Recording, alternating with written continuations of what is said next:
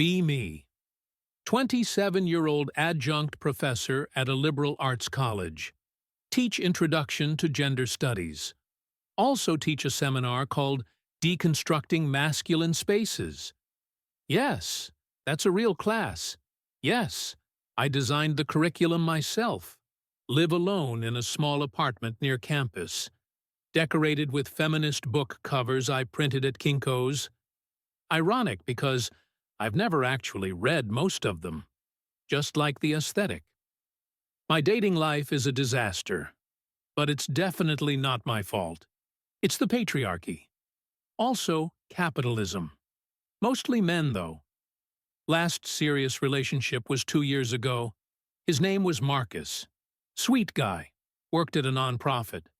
Broke up with him because he once said actress instead of actor. Called it a microaggression. He apologized 17 times. Still dumped him. Told my friends he was emotionally unavailable. Anyway, it's Monday. Walking into the faculty building. See a poster for the new visiting professor, Dr. James Holloway, from Oxford, teaching philosophy of ethics for 1 semester. The poster has his picture. He's handsome in that annoying British way. I immediately dislike him. Get to my office. My office mate Sharon is already there. Sharon teaches sociology of oppression. We get along great. Mostly because we agree on everything. Did you see the new visiting professor? Sharon asks. The British guy? Yeah. He's apparently some big deal in moral philosophy.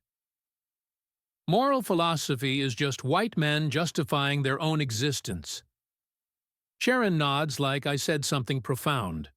Later that day, department meeting, mandatory attendance. The chair introduces Dr. Holloway. He stands up, smiles politely. British accent when he thanks everyone. Makes a self-deprecating joke about jet lag. Everyone laughs. I don't. After the meeting, people crowd around him, asking about Oxford, his research, England. I stay in my seat, arms crossed. He notices me across the room. Nods politely. I look away. That night, I tell my roommate about him. Actually, she's not my roommate. She's my cat. Her name is Gloria, after Gloria Steinem. Gloria doesn't care about Dr. Holloway. She wants dinner. Week goes by. I see Dr. Holloway around campus, in the faculty lounge, at the coffee cart, in the library. Every time, he's polite, says hello. I give minimal responses. Can't let him think I'm impressed. Thursday, I'm in line at the campus coffee shop. He's in front of me, turns around, sees me. Ah, Professor Chen. How are you? Fine. I've been meaning to ask about your seminar, Deconstructing Masculine Spaces. Here we go. What about it? Genuinely curious about your methodology. It sounds fascinating. I search his face for condescension. Can't find any. That's suspicious. It's an intersectional approach to analyzing gendered power structures. Interesting. I'd love to sit in sometime, if you'd allow it. My brain short-circuits. A man wanting to learn about feminist theory must be performative. Sure, whatever. I grab my coffee and leave before he can respond. That weekend, I match with someone on a dating app. His name is Derek. 29, works in marketing. His bio says he's fluent in sarcasm. Red flag, but I'm bored. We text for a few days. He asks me out to dinner. I say yes. He picks the restaurant, some trendy fusion place downtown. Friday night, I show up 10 minutes late. Power move. Derek's already seated. He stands when I approach, pulls out my chair. I note this as potentially problematic, but also kind of nice. You look great, he says. Thanks. I don't return the compliment, even though he does look decent. Waiter comes. Derek orders a cocktail. I order wine, expensive wine. He doesn't flinch. Good. We start talking. He asks about my job. I explain gender studies. Watch his face carefully. That sounds really interesting, he says. Too smooth. Definitely lying. Most guys get weird when I tell them what I teach. Why would I get weird? Academia's cool. I narrow my eyes. You're not intimidated by a woman with a PhD? He laughs. Should I be? Dinner arrives. He ordered steak. I ordered pasta. We eat in relative silence for a few minutes. I check my phone twice. He doesn't say anything about it, which is actually worse than if he did. Means he doesn't care enough to object. I decide to test him. So, what do you think about the gender pay gap? He pauses mid-chew. I think it's complicated. Complicated how? Just that there are a lot of factors. But yeah, discrimination exists. Too diplomatic. I push harder. Do you consider yourself a feminist? He takes a sip of his drink. I believe in equality, if that's what you mean. That's not the same thing. Isn't it? I launch into a 10-minute explanation. Intersectionality, systemic oppression, the male gaze. He listens, nods, occasionally, doesn't interrupt. When I finish, he says, "That's a lot to think about." Not the response I wanted. I wanted him to argue so I could prove him wrong, or agree enthusiastically so I could respect him. This lukewarm acceptance is infuriating. After dinner, he walks me to my car, asks if I want to do this again. I shrug. Maybe. I'll let you know. He smiles, says goodnight, doesn't try to kiss me, which is respectful, but also disappointing. I text my friend Lisa on the drive home. Date was mid. He's nice, but no spark. Monday, Dr. Holloway actually shows up to my seminar. Sits in the back, takes notes. My students are doing presentations. One presents on toxic masculinity in sports, another on the male gaze in superhero films. Holloway listens attentively. After class, he approaches me. Fascinating discussions. Your students are quite engaged. Thanks. I noticed you referenced Butler's performativity theory. He's read Judith Butler? Most of my male colleagues haven't. You've read Butler? Gender trouble, mostly. Challenging read, but rewarding. I don't know what to say, so I say nothing. Would you like to grab coffee sometime? He asks, to discuss pedagogical approaches. He adds that last part quickly, like he's afraid I'll misunderstand. Sure, email me. That night, Derek texts. Had a great time Friday. Free this weekend? I stare at the message for 20 minutes. Finally respond. Busy with grading, maybe next week. He sends a thumbs up. A thumbs up, not even an actual response. I screenshot it, send it to Lisa. He's clearly not that interested. Lisa, he literally asked you out again? Me. A thumbs up is an effort. Wednesday, coffee with Dr. Holloway. We meet at a cafe off campus. He's already there when I arrive, has his laptop open, working on something, closes it when he sees me. Professor Chen, thank you for meeting me. You can call me Amy. Amy, then. I'm James. We order. He gets tea. Of course he does. I get an oat milk latte. So, what did you think of the presentations? I ask. Thoughtful, though I had some questions about the methodology. Here it comes. Oh? The framework seems to presuppose that masculinity is inherently negative. It's not about masculinity being negative, it's about power structures. But doesn't that risk alienating the very people you're trying to reach? I feel my defenses rising. It's not my job to coddle men's feelings. He nods slowly. I suppose not. But persuasion requires meeting people where they are. That's respectability politics. Is it? We go back and forth for an hour. He never raises his voice, never gets defensive, just asks questions. Thoughtful, annoying questions. At one point he says, I'm not disagreeing with your conclusions, just curious about the path to get there. The path is lived experience. Fair enough. When we're done, he thanks me for the conversation, says he learned a lot. I'm not sure if he's being sincere or patronizing. Can't tell with British people. That weekend, I finally agree to see Derek again. He suggests a movie. Some action film I have no interest in. I counter with an independent film about labor exploitation. He agrees. We meet at the theater. He buys popcorn, offers to share. The movie is 2.5 hours of misery. Very well-made misery. Derek shifts in his seat a lot, clearly not enjoying it. Afterwards, we get drinks. So, what did you think? I ask. It was intense. That's the point, to make you uncomfortable. Mission accomplished. He laughs. I don't. Did you actually like it? Or did you pick it to test me? I freeze. What do you mean? Just wondering if you wanted to see it, or if you wanted to see my reaction. I don't have a good answer, so I deflect. Why would I test you? I don't know. You tell me. The rest of the date is awkward. He drops me off, doesn't ask about next time. I tell myself I don't care. I tell Gloria about it when I get home.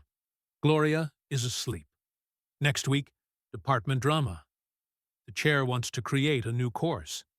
Collaborative Ethics and Gender. Co-taught by me and Dr. Holloway, combining our approaches. It would show interdisciplinary cooperation, the chair says, and attract more students. I don't want to share a classroom with him, but I can't say that, so I agree. We meet to plan the syllabus. His office is neat, organized, books alphabetized, a small plant on the windowsill. It's thriving. Mine died 2 months ago. I was thinking we could alternate weeks, he suggests. You take the gender theory, I take the ethics framework, and then combine them for case studies. Exactly. It's actually a good idea, which annoys me. We work for 3 hours. He's collaborative, open to my suggestions, doesn't mansplain once. By the end, we have a solid draft. This could work, I admit. I think so too. He pauses. Amy, can I ask you something? Sure. Why did you dislike me when I first arrived? The question catches me off guard. I didn't dislike you. You barely spoke to me for weeks. I was busy. You were wary. I don't respond. Was it because I'm a man in academia? Partly. And the other part? I think about it. You seemed too perfect, too polished. And that's suspicious? In my experience, yes. He nods, like he understands. Maybe he does. Derek texts that night. Hey, been thinking. Not sure we're compatible. I stare at the message. Part of me is relieved. Part of me is furious. I respond. What makes you say that? Just different vibes. You seem like you're always evaluating me. Evaluating you how? Like I'm being tested and failing. I don't respond. Block his number instead. I tell Lisa the next day. He couldn't handle that I have standards. What were his standards? What do you mean? Did you ever ask what he was looking for? I hadn't. The collaborative course starts. James and I develop a rhythm. He handles the philosophy, I handle the critique. Students seem to enjoy the tension. One calls it intellectual sparks. I'm not sure that's a compliment. After class one day, a student approaches me. Her name is Megan, junior, very earnest. Professor Chen, can I ask you something personal? Sure. How do you balance being a feminist with dating men? The question hits different today. What do you mean? Like, how do you find men who respect your values? I think about Derek, about Marcus, about every guy who couldn't handle me. I'm still figuring that out, honestly. She looks disappointed, like she wanted a better answer. I did too. That night, I do something I've never done. I read my old text conversations. Marcus, Derek, Tyler from 2 years ago, Ryan from before that. I look for patterns. What I find isn't comfortable. I see myself dismissing, deflecting, testing, judging. I see men trying and me deciding they weren't trying hard enough. I see the same story, different names. But that can't be right. They were the problem. They're always the problem. I close my phone, pour wine. Gloria judges me from the couch. Don't look at me like that. She licks her paw. Next week, James invites me to a faculty dinner, celebrating the end of his first month. I almost say no, but I say yes.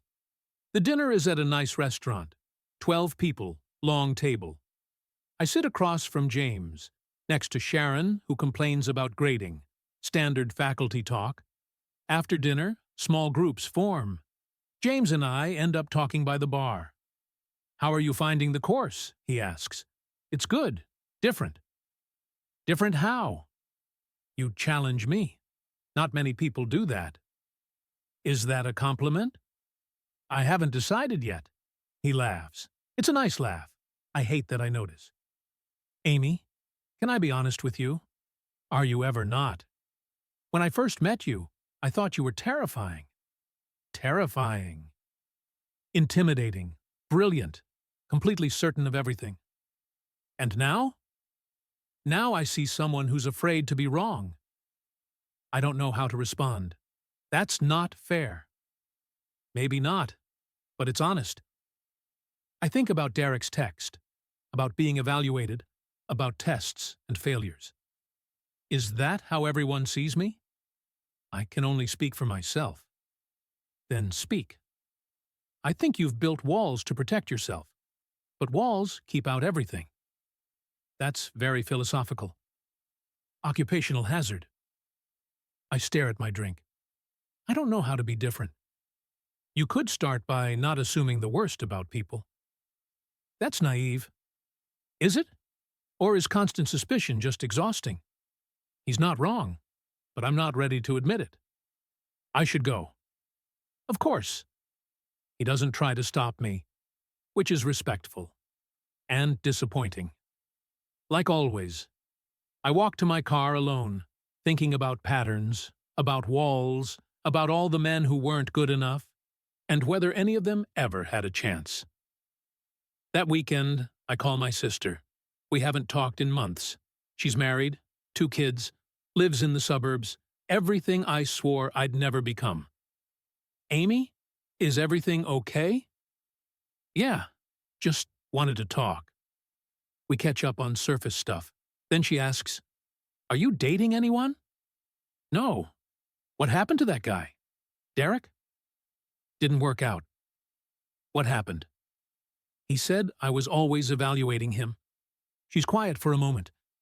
"Do you remember what you said about Michael when I started dating him?" "Michael is her husband." "What did I say?" "You said he seemed aggressively normal, like it was an insult." "I don't remember that." "I do. You also said his job was capitalist adjacent. He works in insurance. He provides for our family. He's a good father." "I know. Do you?" I feel defensive rising. "I'm happy for you. I've always been happy for you." "I know. But I think your version of happiness doesn't leave room for anyone else." "What does that mean?" "It means you've spent so long being independent that you've forgotten how to be interdependent." That's a therapy word. I'm in therapy. It's helpful. The conversation ends awkwardly. I hang up feeling worse than before. Gloria is no comfort. Monday, James finds me in my office. "I wanted to apologize for Friday." "For what?" "I was too forward. I had no right to psychoanalyze you." "You weren't wrong." He looks surprised. "I've been thinking about what you said, about walls." "And?" And I think I've been so afraid of being hurt that I hurt people first. That's very self-aware. I've had a lot of time to think. He sits down across from me. Can I tell you something? Sure. I've been divorced for 2 years. I married young. We grew apart. I'm sorry. Don't be. It taught me that relationships require vulnerability. Vulnerability is weakness. Vulnerability is courage. Weakness is pretending you don't need anyone. I don't have a comeback, so I just sit there. He doesn't fill the silence, which is worse. I have a student meeting, I finally say. Of course. He leaves. I stare at the wall for 20 minutes. That night, I do something crazy. I text Derek. Hey, I know this is random, but I've been thinking about what you said. About being evaluated. You were right. I was testing you. I test everyone. I don't know how to stop, but I wanted to say I'm sorry. No response for an hour. Then, thanks for saying that. I appreciate it. Pause. I hope you figure it out. You seem like a good person underneath the walls. Underneath the walls. Everyone keeps talking about my walls. Maybe I should look at them. The semester continues. James and I find a rhythm. We argue in class, agree in private. Students call it productive discourse. One writes in their evaluation that they learned more from our disagreements than any lecture. After the last class, James and I get dinner, just the two of us, to celebrate surviving each other. You're a good teacher, he says. You sound surprised. I'm not, just impressed. You're not so bad yourself. High praise from you. We talk for hours about philosophy, about feminism, about failed relationships and fear. At some point, I realize I'm laughing. Actually laughing. When did that stop being normal? Can I ask you something? He says. You always do. Why do you assume men are the enemy?